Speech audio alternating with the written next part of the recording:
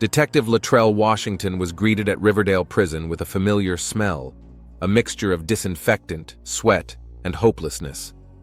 The 47-year-old investigator passed through 3 checkpoints without even noticing the humiliating search procedure. He'd visited enough correctional facilities in his 20 years on the force to accept it as routine.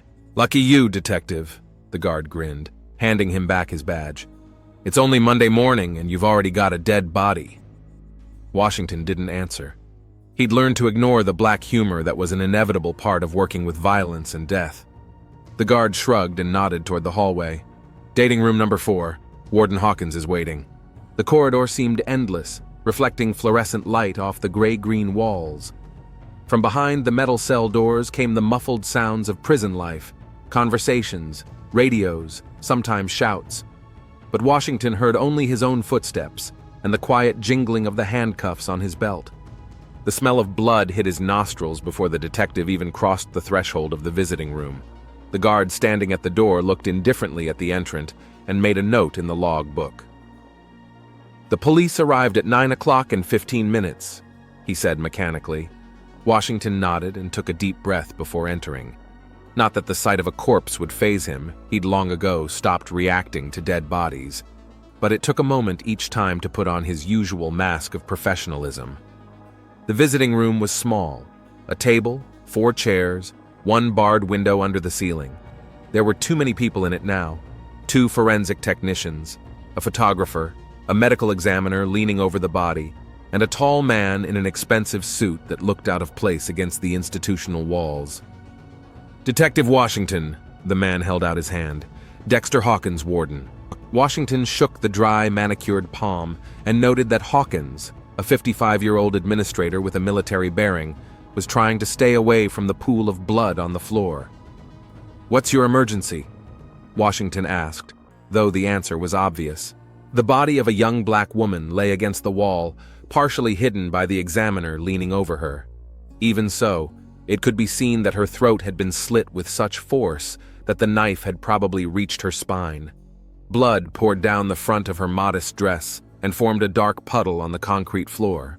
Blood spatter covered the nearest wall and part of the table. "Ciara Jackson, 33 years old," Hawkins answered with a perfectly rehearsed look of regret on her face. "Arrived for a scheduled visit with her husband, Tavin McKinley, at 8:30 this morning. At 8:55, our staff heard screaming and burst into the room. McKinley was holding a homemade knife and his wife was already dead." "A homemade knife?" Washington raised an eyebrow. "In a maximum security prison?" Hawkins pressed his lips together. "Unfortunately, even the best security systems aren't perfect, detective. The inmates are extremely resourceful when it comes to weapons." Washington stepped closer to the body. The medical examiner, a full African-American man with graying temples, stepped back, giving him a better view. "Multiple stab wounds to the neck and upper chest," the examiner said. "The primary cause of death is carotid artery and jugular vein dissection. Death was almost instantaneous from massive blood loss. Time of death is consistent with witness statements. Approximately 9 a.m. Violence?" Washington asked, even though it was obvious. "No signs of sexual assault," the expert replied, grimacing. "But the murder is definitely violent. The assailant delivered at least 12 blows, many of them excessive. The victim was dead after the 2nd or 3rd.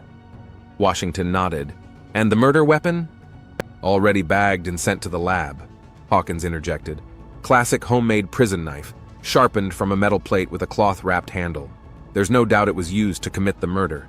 The knife was in McKinley's hand when the guards came in, and there's plenty of blood and prints on it." "I'd like to see the security footage," Washington said. "Of course," Hawkins nodded. "Let's go into my office." They went through several secured doors into the administration wing. On the way, Washington noticed a group of guards standing in the hallway with coffee in their hands. One of them, a tall white man with a military haircut, was gesturing animatedly. "I say another 25 years, no less." His voice reached the detective. "They'll lock him up for the maximum this time." "Nope," the other guard said. "Knowing our system, 15 at the most. These animals are killing each other, and we have overcrowded prisons." "I'll bet 20 on 20 years, laughed a third. Hawkins quickened his step, glaring at the guards who hadn't noticed the warden. The warden's office was unexpectedly spacious and well-furnished. An oak desk, a leather chair, diplomas on the walls. Hawkins sat down at his computer and manipulated the mouse for a few seconds. "Here," he said, turning the monitor toward the detective. "A full recording of the incident." The video was crisp, black and white, no sound. The camera covered the entire visiting room from above. Washington saw Sierra Jackson sitting across from a large man in a prison robe. They talk, with no visible signs of tension. Then the woman pulls some paper out of her bag and shows it to the man. Tavon McKinley reads it, and his face suddenly contorts. He stands up abruptly, knocking over a chair. Sierra rises as well, retreating to the wall. A guard appears briefly in the frame, looking into the room through a window in the door, but does not enter. Tavon yells something, judging by the contorted face, then suddenly snatches something shiny from under his clothes and lunges at his wife. The first blow is to the neck, blood spatter visible even on the black and white footage. Sierra falls, but Tavon continues to strike with uncontrollable fury, even when the woman is no longer moving. Finally, 3 guards burst into the room, dragging Tavon away from the body and pawing his hands behind his back. "Why is there no sound?" Washington asked when the tape ended. Hawkins shrugged. "Technical malfunction. The microphones in this unit have been malfunctioning for a week. We ordered new ones, but you know how government procurement works." Washington rubbed his chin thoughtfully. "Do you know what she showed him? What caused that reaction?" "I have no idea," Hawkins replied. "The paper disappeared in the commotion. Maybe she told him about the divorce or the affair. You know how it is with prisoners' families." The detective looked closely at the warden. "How long have they been married?" "About 6 months," Hawkins said after a pause. "To be honest, I was surprised by this marriage. We've had McKinley here for 4 years, serving a 12-year sentence for armed robbery. All of a sudden, 6 months ago, this woman shows up and marries him. They didn't know each other before his incarceration, as far as I know." "And that didn't alarm you?" Hawkins threw up his hands. "Detective, do you realize how many strange marriages are made to prisoners? Women falling in love with criminals. It's a well-known phenomenon. It's not for me to judge their motives." Washington nodded. "I want to talk to McKinley. He's in the holding cell under heavy guard," Hawkins said. "I can arrange an interrogation right now, but I gotta warn you, he hasn't said a word since he was taken into custody." Tavon McKinley sat at a table in the interrogation room, handcuffed to a metal ring. His eyes were blank, his gaze directed to a single point on the wall. Sierra's blood had dried in dark brown stains on his robe and hands. "Do you know who I am?" Washington asked, sitting down across from him. Tavon blinked, his eyes focused on the detective for a second, then back to the wall. "Mr. McKinley, I'm investigating the murder of your wife, Sierra Jackson," Washington continued. "The surveillance footage clearly shows that you were the one who fatally wounded her. The question now is not whether you are guilty, but why you did it." Tavon didn't react. His face remained a fixed mask, with only an occasional twitch at the corner of his mouth. "Do you realize you're facing life in prison?" the detective asked. "Or even the death penalty, depending on the prosecutor's decision. But if you cooperate, talk about your motives, show remorse, you have a chance for a lighter sentence." Silence. Tavon sat so still he looked like a statue. "What did she show you?" Washington leaned closer. "What was on that paper that made you so angry?" No reaction. "Mr. McKinley, you have children, don't you?" The detective changed tactics abruptly. This time there was a reaction. A subtle tensing of the shoulders, a subtle change in the eyes. Washington caught the moment. "2 children, if I'm not mistaken. A son and a daughter. They live with your mother. Would you ever want to see them?" Tavon remained silent for a few seconds. Then his lips quivered. "She shouldn't have come here," he said so quietly that Washington barely heard him. "Why not?" "Some doors are best kept closed," Tavon said, and those were his last words. No matter how much the detective tried, the prisoner never uttered another sound. After the unsuccessful interrogation, Washington returned to the room where the murder had occurred. It was now empty. The body had been removed. Forensics had finished their work. The only traces of blood left were on the floor and walls, which the janitor was trying to clean up with bleach. The detective looked around the room. What really happened here? What could have caused such blind rage in a man who knew he was facing even more time? A simple murder of passion? But the marriage was only 6 months ago when Tavan was already in prison. That's weird. The janitor finished his work and walked out, leaving the detective alone. Washington walked slowly across the room, scrutinizing every corner. Something glinted under the desk. Leaning over, he saw a small earring, a simple silver ring with a turquoise stone. Ciara must have lost it during the attack. The detective pulled out a plastic evidence bag, carefully wrapped the earring and put it in his pocket. The next item was to look through the victim's personal belongings. In a small storage room, the guard handed the detective Ciara's bag, a brown leather shoulder bag, now sealed in a plastic bag as evidence. "Sign here," the guard said monotonously, holding out a magazine. Washington took the bag and settled into the empty office he had been assigned to work in. Putting on gloves, he carefully opened the bag and began to examine the contents. A wallet with a small amount of cash, credit cards, and a driver's license keys to the apartment and car, a tube of lipstick, a mirror, tissues, and what caught the detective's eye, a journalist's ID card in the name of Ciara Jackson, an employee of the Metropolis Chronicle, a small but respected city newspaper known for its investigative reporting. Underneath the ID was an unmarked flash drive. Washington twirled it in his hands, then put it in a separate evidence bag. The computer experts at the station would sort out its contents. The bottom of the bag revealed a small leather-covered notebook. Flipping through the pages, the detective saw small, neat handwriting, dates, names. Many of the entries were in the form of short notes or ciphers understood only by the author. But one entry, made on the last page 2 days ago, caught his attention. X gets 70% of the contraband, parcels through Z, money through K. The documents are almost ready. Meeting with T, last chance to get confirmation. Washington closed the notebook thoughtfully. Ciara was a journalist working on some kind of investigation. This could explain her strange marriage to a prisoner. Perhaps it was a way to gain access to the prison.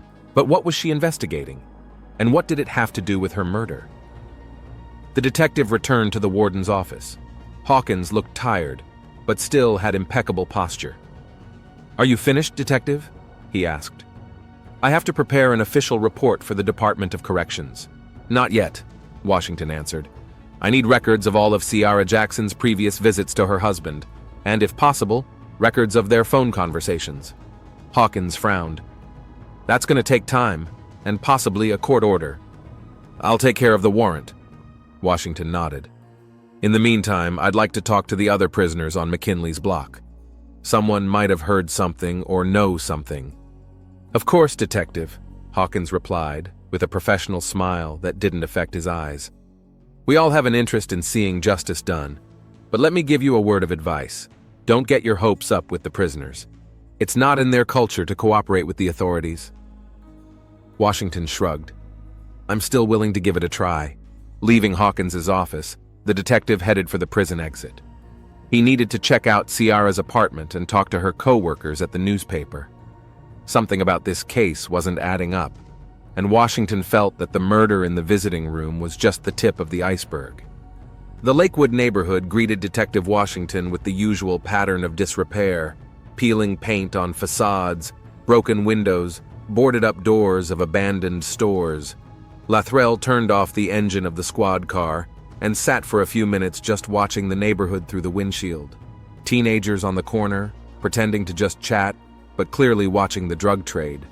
Tired women carrying bags of groceries. Men sitting on porches with cans of beer despite the early morning hours. The world from which Tavan McKinley had come to prison, and the world his family still lived in. Tavan's mother's house didn't stand out in any way, a 3-story brick house with shabby plaster and bars on the first-floor windows. The detective got out of the car, immediately feeling the wary eyes on him. Outsiders weren't liked here, and cops were even less so. The door was opened by an elderly woman with a face riddled with wrinkles like dry earth with cracks. Clarice McKinley looked 70, though Washington knew from the case file that she was barely 58. "Mrs. McKinley?" the detective asked, showing his badge. "Detective Lathrell Washington, City Police. I'm investigating a case involving your son, Tavan." The woman nodded silently and stepped aside, letting him into the house. It was clean but poor inside. Shabby furniture, an old TV, faded wallpaper. From the next room came children's voices and the sound of a cartoon. "Are the kids home?" Washington asked, sitting down in the offered chair. "Yes," Mrs. McKinley replied. "Jamal and Shanice, I didn't send them to school today. They don't know about Ciara's death yet." Her voice was calm, almost lifeless, like someone who had experienced so much grief that new shocks no longer evoked emotion. "Were you acquainted with Ciara Jackson?" the detective asked. "She came here a few times." The woman absently adjusted the napkin on the table. "Good girl, smart, not the type to get involved with guys like my Tavin." "When did you meet her?" "About 8 months ago," Mrs. McKinley replied. "She said she was writing an article on prison families. She interviewed me, took pictures of the kids. Then she started visiting Tavon in prison. 2 months later, she told me they were married." "Didn't that strike you as odd?" The woman shrugged. "In our world, detective, people don't ask too much. Ciara was kind to the children, brought them gifts. Tavin, in his letters, seemed calmer. I didn't ask questions." Washington nodded. He understood this philosophy of survival, not asking questions, accepting what is given, not demanding explanations. "Did Ciara ever talk about her job, about what she was investigating?" Mrs. McKinley shook her head, then stood up and walked over to a faded photograph on the wall. A young Tavin in a graduation cap, smiling broadly. "You know, detective, when Tavin was little, he wanted to be a lawyer," she said without turning around. "Smart kid," teachers praised him. "But here in Lakewood, dreams like that don't survive. The system isn't for people like us." She turned, and Washington saw not tears in her eyes, but a deep, frozen weariness. "So what happened?" she asked. "Why did Tavin kill her?" The detective shook his head. "That's what I'm trying to find out, Mrs. McKinley. Have you noticed anything unusual lately? Strange visitors, phone calls?" "There was a man here 2 weeks ago," she said after a pause. "He introduced himself as a social worker, said he was checking on the children's living conditions. But he had no ID, and when I asked, he left. She stopped talking. "And what?" Washington asked softly. "I saw him taking pictures of the house and the kids as they played in the yard." The detective made a note in his notebook. It could have been related to the case, or it could have been a routine check on living conditions. In neighborhoods like Lakewood, social services were often extra attentive to families. "One last question, Mrs. McKinley. Did Ciara have a place where she kept her work materials? Maybe she left some documents, thumb drives here?" The woman hesitated. "No, she always carried the bag with her. But she used our computer a couple times when her laptop broke. It's in the kids' room." An old desktop computer stood on a table in the corner of the kids' room. Jamal, a boy of about 8, and Shanice, a girl of about 6, watched curiously as the detective turned on the machine. "Are you a policeman?" the boy asked. "How's Daddy?" Washington looked at the child in surprise. "Is your daddy a policeman?" "No," the boy shook his head. "He's in jail. But Aunt Ciara said he helps the good cops catch the bad people inside, so he can't come home." The detective felt something squeeze inside. The kids believed their father was an undercover hero. Ciara's kind lie that was now cut short with her death. The computer booted up and Washington began checking. As he expected, there was nothing of interest on the hard drive. Ciara was a professional and unlikely to leave important material in such an accessible place. However, the browser history revealed visits to news sites, and what caught the detective's attention, several search queries about corruption in the prison system and drug smuggling.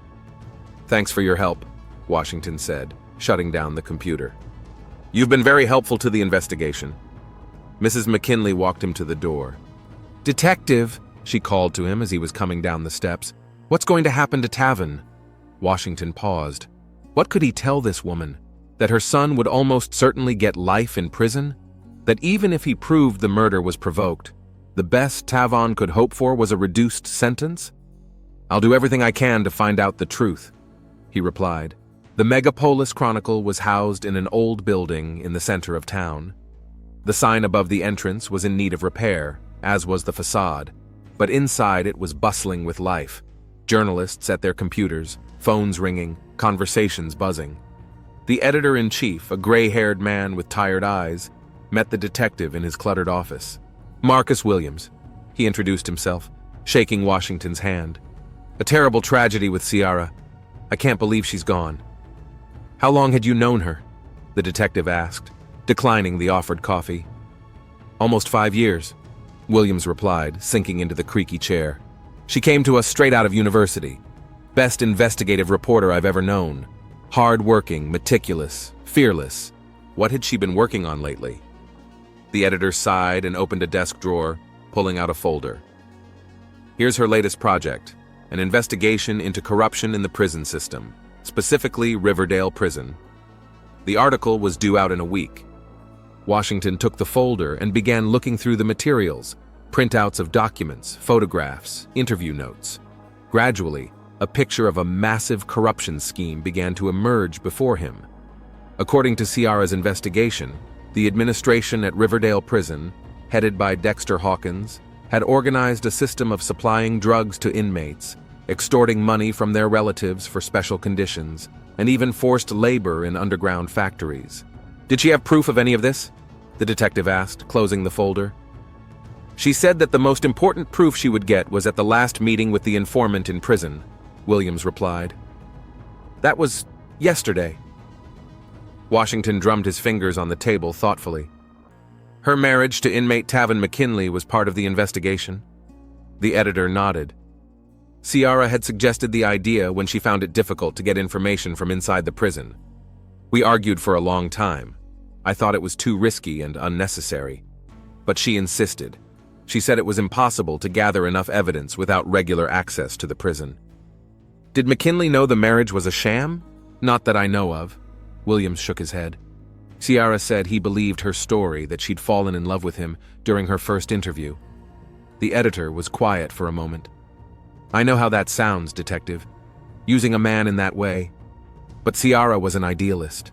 She believed that the end justified the means, if that end was justice. Washington nodded. He didn't condemn Ciara's methods. Everyone did their job as they saw fit. But now he had a better understanding of what might have provoked Taven to murder. To find out that the woman whose love you believed in was just using you for an article. For a man with pride and a wounded ego, it could be the last straw. Can I get a copy of all the material? The detective asked. Of course, Williams replied. But I must warn you, if you're going to continue investigating Ciara, be careful. The people she wrote about are powerful and will stop at nothing to keep their secrets. He was quiet for a moment. That's why I'm convinced her murder wasn't a simple outburst of anger by a prisoner. It was an assassination. Leaving the newsroom, Washington headed back to Riverdale Prison. A picture began to form in his mind. Ciara was close to exposing a corruption scheme, and someone was determined to stop her. But how exactly had Taven been provoked? What was he shown or told? At the prison, Washington was met with a less than welcoming reception. The guard at the entrance took a long look at his ID, then reluctantly let him through. Warden Hawkins wasn't there, the detective was told, but he'd left for a meeting at the Department of Corrections. I'd like to speak to your technician, Washington told the officer on duty. The one in charge of the video surveillance system. The officer reluctantly dialed an internal phone, and a few minutes later, a thin, nervous man of about 35 entered the room. Raymond Tucker, he introduced himself. What can I do for you, detective? I need to talk to you about the surveillance system, Washington said. Specifically about the footage from visiting room 4 from yesterday morning. Tucker visibly tensed. I've already explained everything to Chief Hawkins. Technical problems with the sound system. We've ordered new microphones. Mr. Tucker, Washington interrupted him. Let's talk frankly. I checked the technical documentation of your video surveillance system. It was installed only 2 years ago. It's state-of-the-art equipment with separate video and audio recording systems. Even if there was a problem with the microphones, it doesn't explain why the sound is missing on this particular recording. Tucker turned pale and looked back nervously at the door. Detective, I have a family, a mortgage. I understand, Washington nodded. And I'm not asking you to risk your job. But this is a murder case. If you know something and you're hiding it, that's complicity. The technician ran his hand over his face. All right, he said quietly. But not here. Meet me after my shift, 6 p.m., at Donna's Cafe on 14th Street. Washington didn't press. He understood the man's fear of a system in which everyone was just a small cog. 6 o'clock at Donna's. The detective nodded. Back in the car, Washington found a message from Lieutenant Harris, his immediate superior. Get back to the station, immediately. The lieutenant's office was already waiting for him. Harris, a heavy-set man with a face red from constant high blood pressure, sat behind a desk, and next to him was Assistant Prosecutor Jenkins, whom Washington knew from several previous cases. Here's our detective, Harris said as Washington entered. Sit down, Lathrell. What's the matter, Lieutenant? Washington asked, remaining standing. The thing is, Jenkins interjected, we've gotten all the files on the Riverdale prison murder. An open and shut case, Detective. Killer is known, motive is clear, witnesses are in, videotape is in. I'm preparing an indictment today. With respect, sir, Washington replied, but the investigation is not over. There is reason to believe that the murder was provoked and is part of an attempt to cover up corruption in the prison system. Harris and Jenkins exchanged glances. Detective, the ADA said patiently, I appreciate your enthusiasm, but we have an overburdened court system, overcrowded jails, and a line of cases waiting to be investigated. Why waste resources on a case that's already obvious? Because that's our job, Washington replied. Getting to the truth, not just closing files. Look, Lathrell, Harris said tiredly. You're a good cop, one of the best. But you gotta understand how the system works. Tavin McKinley is a repeat offender serving time for armed robbery. He killed his wife in front of the cameras. It's an open and shut case. The DA's office wants to close the case quickly, and I understand. What about justice for Tiara Jackson? Washington asked. She was a journalist who investigated prison corruption. Her death may be connected to that investigation. Do you have evidence of that connection?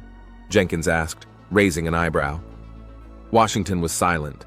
He had suspicions, but not hard evidence, for now. I need 2 more days, he said.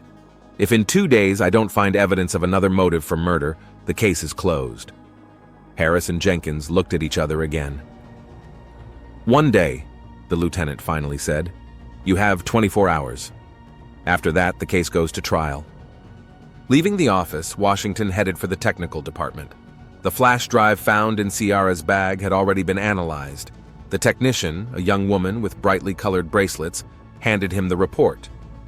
Most of the files are encrypted, she said.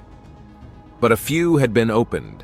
These are pictures of documents, financial records from Riverdale Prison with some strange discrepancies in the numbers, and a list of names with amounts against each one. Washington looked through the files. Names like Project R and Operation Bridge didn't tell him anything, but the amounts were impressive, hundreds of thousands of dollars a month. Among the names on the list, he noticed Hawkins D. with the largest amount. Thank you, he said to the technician. Can you continue working on the encrypted files? Of course, she nodded. But it'll take time. The encryption is serious. Washington glanced at his watch, almost 6. It was time to meet Tucker. Donna's Cafe was a typical working-class diner. Plastic tables, cheap food, dim lights. Washington took a table in the corner, which gave him a good view of the entrance, and ordered a coffee. Tucker showed up at 6:30, looking even more nervous than he had during the day. He ordered a whiskey, took a swig, and only then looked at the detective. I'm risking everything by talking to you, he said quietly. I appreciate that, Washington replied, and I promise to protect you if I have to. Tucker grinned bitterly. You don't understand, Detective. The system doesn't break, it works, exactly as it's designed to work. Tell me about the tape, Washington directed him gently. The technician took a deep breath. The system was working fine. All the cameras and microphones were functioning perfectly. After the incident, Hawkins called me in and ordered me to remove the soundtrack from the tape. Said it was a matter of national security, that some classified operation was in jeopardy. And you believed him? No, Tucker shook his head. But I believed I'd lose my job if I refused. I have 2 children, a sick mother. I can't afford principals. Do you still have the original tape? Washington asked. It should be in the system archive, Tucker replied. All records are automatically duplicated on the Department of Corrections server. but access to them is limited. Does the prison have a copy? Tucker hesitated. Yes, he finally said. On a backup server in the technical department. But it's in a secure room, not easy to get into. What else can you tell us about the prison's surveillance system? Washington asked. Tucker looked around, made sure no one was eavesdropping, and leaned closer. There's one more thing. There are additional microphones in the visiting rooms that only Hawkins and a few of his cronies know about. They're not connected to the main system. Hawkins is using them to, information gathering. Blackmail? Washington clarified. Exactly, Tucker nodded. Prisoners and their relatives often talk about things that can be used against them. Hawkins collects these records and uses them to extort money or favors. The detective made a note in his notebook. The pieces of the puzzle were beginning to fit together. One last question, Mr. Tucker. Did you see or hear the original recording of the conversation between Ciara Jackson and Tavin McKinley before the murder? No, the technician answered. I only deleted the soundtrack on Hawkins's orders. But, he hesitated. But what? Washington nudged him. There was a guard in the room just before the murder, James Morrison. He said something to McKinley and he immediately exploded. You can see it even on the tape without sound if you look closely. Washington nodded. He remembered that detail, the guard peering through the window of the door. But he hadn't paid much attention to it. Thank you, Mr. Tucker, the detective said, standing up. You've been very helpful to the investigation. Detective, the technician called out to him as Washington headed for the exit. Be careful. Hawkins is not a man to mess with. He's got patrons upstairs. Washington nodded. He'd known for a long time that the system didn't work the way it was written in textbooks. That justice was a relative concept, especially when it came to power and money. But that didn't mean he should give up without a fight. Leaving the cafe, the detective pondered his next move. He had less than 24 hours to find the evidence that would make the system work the way it should. Evidence that would give justice to Ciara Jackson. The morning sun barely broke through the latticed windows of B Block at Riverdale Prison. Detective Lathrell Washington walked down the long hallway, accompanied by a scowling guard. The inmates looked at them through the metal cell doors, wary, appraising, blank. Everyone here had learned to hide their emotions, to show only the part of themselves that helped them survive. Johnson is in interrogation room 3, the guard said, stopping at the gray metal door. You have 15 minutes, no more. Warden Hawkins only authorized it because it's a murder case. Washington nodded. He'd had to get half the department on its feet in the middle of the night to get permission to meet with Zeke Johnson, the informant Tucker had mentioned. Time was running short. Only a few hours before the case would be officially closed and brought to trial. In the small interrogation room, Zeke Johnson, a thin black man in his early 40s, sat at a table handcuffed to a brace embedded in the floor. His eyes were like those of a hunted animal, wary, frightened, but with a glimmer of cunning. Mr. Johnson, Washington began, sitting down across from him, I'm investigating the murder of Ciara Jackson. I don't know anything, Johnson replied quickly. Haven't seen anything, haven't heard anything. The detective sighed. Classic inmate response. The walls had ears here, and any cooperation with the authorities could turn into a knife to the ribs in the shower room. I know you're Hawkins' informant, Washington said quietly, leaning closer. And I know about the blackmail system he set up. The drugs, the smuggling, the extortion of money from the families of the prisoners. Johnson's face didn't change, but his fingers began tapping nervously on the table. Even if that's true, why would I talk to you? I mean, they'd kill me. Because I can get you out of here, Washington replied. Witness protection program, transfer to another state, reduced sentence. But only if you help me. Johnson laughed, but there was no mirth in his laugh, only bitterness. You sound like her, he said. Like Ciara. She too promised protection, a new life, freedom, and now she's dead. Did you work with her? Washington asked, trying not to show surprise. For the last 3 months, Johnson nodded. I've been feeding her information about Hawkins's schemes, names, dates, amounts. She paid for the information, not money, of course, but cigarettes, privileges for my brother, who's also in here. And Hawkins Found out about it? Johnson wrinkled his nose as if in sudden pain. A week ago. One of the guards noticed us exchanging notes while we were cleaning up. Hawkins called me into his office. His deputy, Morrison, and 2 other guards were waiting there. He fell silent, remembering. They showed me pictures of my brother in the shower room with a knife at his throat. Said if I didn't help them, he wouldn't live to see the morning. And what did they want? For me to help them frame Ciara, Johnson replied. Hawkins knew that she had collected almost all the evidence except the main one, the secret microphone recordings that would prove his personal involvement. She needed to get into the technical bay where the recordings were kept, and she planned to use Tavan to help her. He had access to the laundry room, which is next to the tech bay. And you agreed to help Hawkins? I had no choice. Johnson shrugged. I had to convince Tavan that his wife was a traitor, that she only married him for the sake of the article, that she was actually laughing at him with his journalist friends. I knew it would make him angry, but I didn't think he'd kill her. I swear I didn't know. Washington eyed the informant carefully. He was telling the truth, or at least his version of the truth. What happened next? Hawkins prepared fake letters, supposedly from Ciara to the editor, where she called Tavan a dumb animal who could be easily fooled. I showed them to Tavan 2 days ago.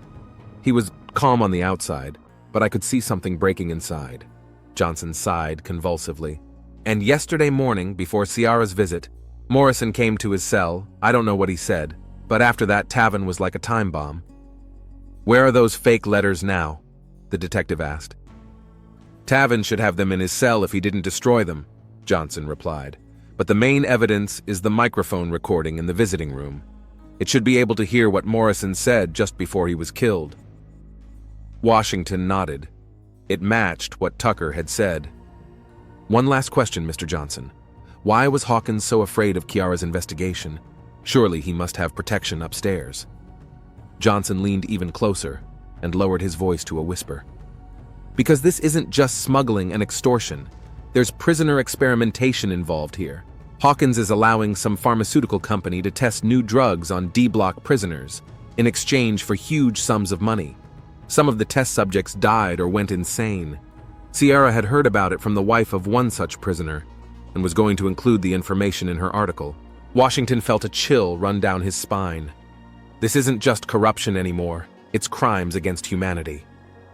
Thank you for the information, Mr. Johnson, the detective said, standing up. I'll keep my promise. If what you say checks out, I'll get you out of here. Exiting the interrogation room, Washington headed straight for the warden's office. A plan was already forming in his head. He knew that he would not be able to get access to the secret records in an official way.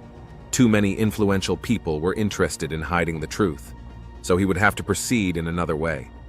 Hawkins met him with a professional smile that didn't affect his eyes. Detective Washington, what a surprise. I thought your investigation was complete. The DA already called me about taking the case to trial. Almost done, Washington replied, sitting down in his chair uninvited. But there are a few things I'd like to clear up. Of course, Hawkins nodded. I'm at your service. I need access to Tavan McKinley's personal effects, the detective said, and to the records of all phone conversations between him and Ciara Jackson in the last month. Hawkins frowned slightly. That would require a warrant. There is one, Washington interrupted him, pulling a paper from his inside jacket pocket. It was a real warrant, one of the few trump cards he'd been able to get thanks to his old connections in the judicial system. The warden scrutinized the document, then nodded. All right, I'll make the arrangements. Anything else? Yes, Washington said, choosing his words carefully. I hear you have an additional video surveillance system for internal security purposes. Hawkins's eyes flashed with surprise for a moment, but he quickly regained his composure. I don't know what you're talking about, Detective. I think you do, Washington replied. And I think that the recording from this system may hold a clue to the motive for the murder. Specifically, I'm interested in what Morrison's security guard told Tavan McKinley before he attacked his wife. Hawkins remained silent, examining the detective with renewed interest. Finally, he leaned back in his chair and folded his hands on his stomach. Listen, Washington. You seem like a smart man. Why complicate a simple case? A prisoner killed his wife in a fit of rage. It happens. He gets the punishment he deserves. Life goes on. Why dig deeper? Because it's my job, Washington said simply. Your job is to enforce order, Hawkins parried, to protect the system, and the system is set up so that everyone knows their place. Prisoners serve their sentences, guards keep order, administrators manage the process. When someone, a nosy journalist for example, tries to interfere, chaos ensues. The system should serve justice, Washington argued, punish the guilty, protect the innocent. Hawkins laughed. Those are beautiful words, detective, but in reality the system serves to maintain the status quo. The rich stay rich, the poor stay poor, the powerful make decisions, and everyone else obeys. And you know what? It works. We keep dangerous people out of society, give them a roof over their heads, 3 meals a day. In a way, it's even humane. Washington knew there was no point in arguing. Hawkins was a product of the system that had nurtured this twisted logic in him. Just give me the warrant and the records, he said. Hawkins shook his head. Okay, detective, but remember, sometimes walls have not only ears but also long arms. It sounded like a threat, but Washington hadn't been afraid of threats in a long time. Tavon McKinley's cell was standard 6 square meters of concrete and metal. A bed, a toilet, a small table, a couple of books. There was no prisoner in it. He'd been moved to the holding cell after the murder. With Hawkins's permission and under the supervision of 2 guards, Washington searched the cell thoroughly. In the mattress, as Johnson had suspected, were letters, several pages of typewritten text, ostensibly from Ciara to her editor. Washington quickly looked through them. They were true. Ciara supposedly wrote about her plan to use Tavon for investigative journalism, calling him a primitive creature and a useful idiot, telling him how easy it had been to get him to believe in her love. The detective carefully packed the letters in an evidence bag. Forensics would show them to be fake, but that would be secondary. What mattered was the motive they created. The next stop was the technical bay. Washington had no illusions that he would voluntarily gain access to classified records, but he had a backup plan.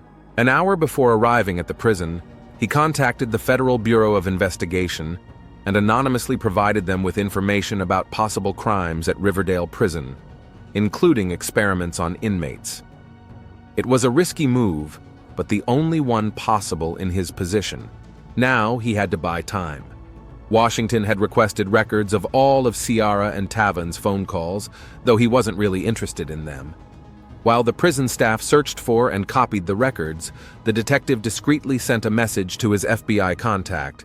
Tech Bay, server in secure room, secret recordings.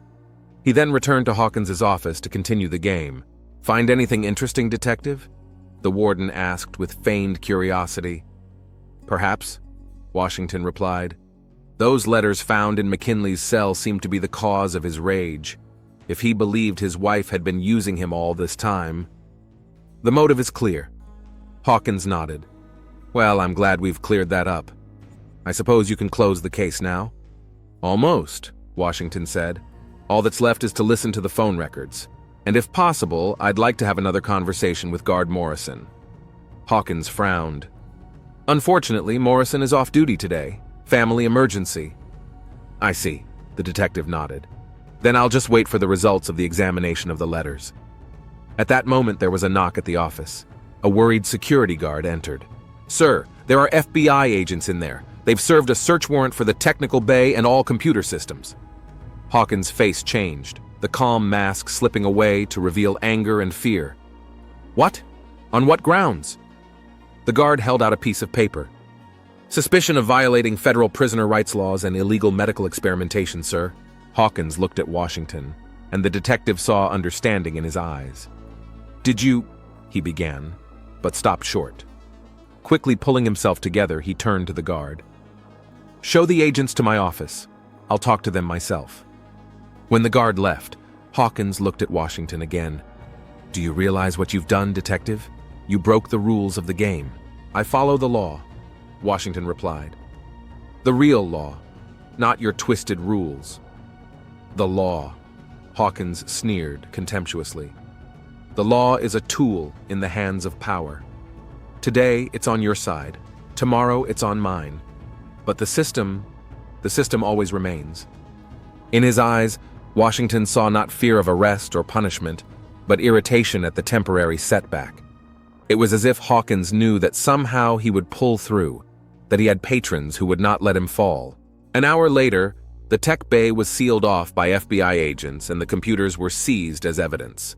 Among the files found on the secret server was an audio recording from the visiting room, complete, uncut, including the words of Morrison's security guard to Tavan just before the murder. "Remember our conversation. If you don't do this now, your mother and children won't live to see tonight. They are under surveillance right now. Take action." Dexter Hawkins was arrested on charges of orchestrated murder, corruption, extortion, and prisoner rights violations. James Morrison, apprehended at the airport while trying to leave the country, confessed to everything in exchange for a reduced sentence. Tavan McKinley, thanks to disclosures, had the charge reclassified from premeditated murder to manslaughter, based on coercion and threats. Detective Lathrell Washington stood at the window in his office, looking out over the rainy city. Victory left a bitter taste. Yes, Hawkins had been arrested, his scheme destroyed, the guilty would be punished, but Ciara was dead. Tavan would spend at least another 10 years in prison, their children would be orphans, and most importantly, the system remains the same. Another warden will take Hawkins's place, other schemes will be set up, other inmates will be victimized. Because the system didn't break, it worked exactly as it was designed to work. It had always assumed the existence of people who had no choice. A phone call brought him out of his reverie. "Detective Washington," he answered. "Lathrell, it's Harris." The lieutenant's voice sounded strangely strained. "You've made some serious enemies with this case. There was a call from upstairs, very high up. They wanted to know who authorized you to bring in the FBI." "I was following the law," Washington replied. "The law," Harris sighed. "Yes, technically you're right. But there's politics. There are unspoken rules. I can't cover for you forever." "I know," the detective said. "I'm not asking you to." After the conversation, Washington sat for a long time looking at Ciara Jackson's picture in the file. A young woman with intelligent eyes and a determined expression. She believed she could change the system. She'd given her life for it. He remembered Tavan's words during their last meeting after Hawkins's arrest.